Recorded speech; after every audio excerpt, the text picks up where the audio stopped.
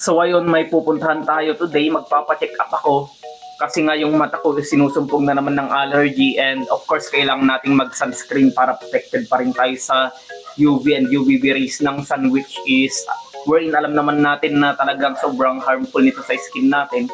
Kaya kailangan natin ng ganito. At least PA+++ SPF 50 from Hikari. Ang kagandahan dito kumpara sa mga ibang sunscreen is kung kita nyo, ayan, pagkatapos ng malather is mablend sa skin mo is talagang meron siyang tone up effect. Bagay na bagay ito sa mga lalaki since hindi naman tayo nag-makeup. Parang may counting enhancement siya na parang ganyan. Nagto-tone up siya. Unlike sa ibang sunscreen na nagkakaroon parang white cast, ito is well blended talaga. Now, kung gusto nyo rin na ito, Hikari sunscreen, andyan yung link sa baba. Mag-shout ka na bago ka pa maubusan since maraming sold to. Kailangan mo na ito talaga. Shout na.